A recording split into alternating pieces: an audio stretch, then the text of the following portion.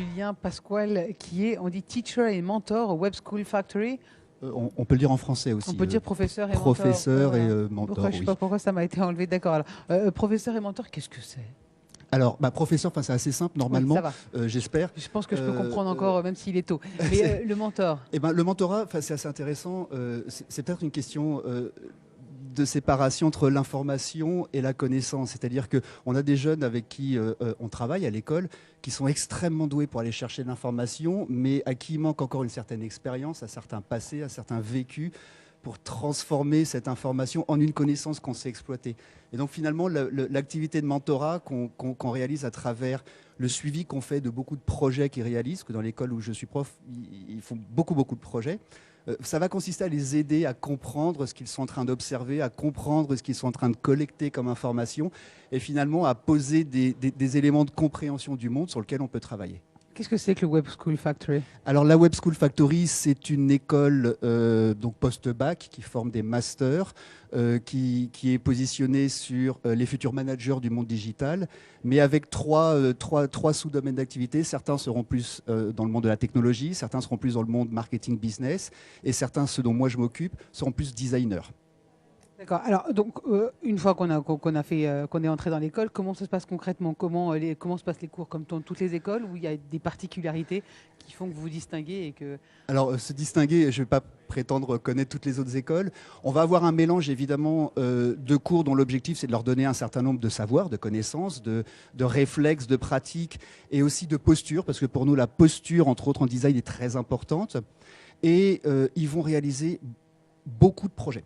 Donc, c'est-à-dire que l'essentiel des travaux pratiques, on va dire, sont sur des sujets amenés par des partenaires de l'école, donc des grands groupes, avec lesquels, donc avec les étudiants, tout au long, première année, deuxième année, troisième année, quatrième ou cinquième année. On met directement les mains dans le cambouis. On met directement. La première chose qu'ils font en arrivant à l'école, c'est traiter une question d'entreprise.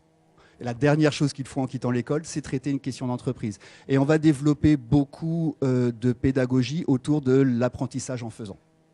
Donc cette méthodologie de l'apprentissage en faisant, est-ce que c'est ça que cherchent les étudiants et est-ce que ça leur sert directement après?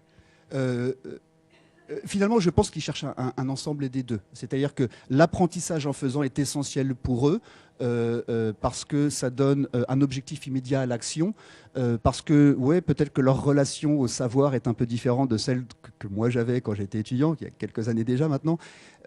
Mais pour autant, ils prennent bien conscience en bossant avec nous que voilà cette différence entre l'information et le savoir et le fait qu'ils ont encore des choses à apprendre, ils ont des connaissances à acquérir, il y a un peu de théorie qui est nécessaire pour pouvoir être un bon professionnel, que ce soit en marketing ou en technologie ou en design, et que donc le seul apprentissage en faisant n'est pas suffisant, mais le seul apprentissage théorique est un peu insatisfaisant aussi. Justement, c'est ce qu'on reproche souvent à ceux qui entrent dans un grand groupe ou dans une grande société, c'est leur manque d'expérience. Donc c'est ça, la révolution du travail, c'est arriver dans un groupe ayant eu déjà l'expérience de la première année, comme le Web School Factory le propose. Alors, la révolution du travail, c'est une très grande question sur laquelle j'aurais du mal à me prononcer de façon Pourtant, générale. vous êtes ici pour y réfléchir. De dire, pour nous, c'est deux choses. Hein. Pour nous, c'est effectivement d'avoir des gens qui... ont acquis des réflexes, ont acquis des savoirs, ont acquis des façons d'être. C'est une des premières révolutions de travail. Donc des gens qui vont pouvoir être pas forcément acteurs, mais impactants dès qu'ils arrivent dans l'entreprise. L'autre aspect de la révolution au travail, c'est peut-être aussi de porter un regard différent. Un regard différent sur l'activité de l'entreprise, sur la façon d'être de l'entreprise.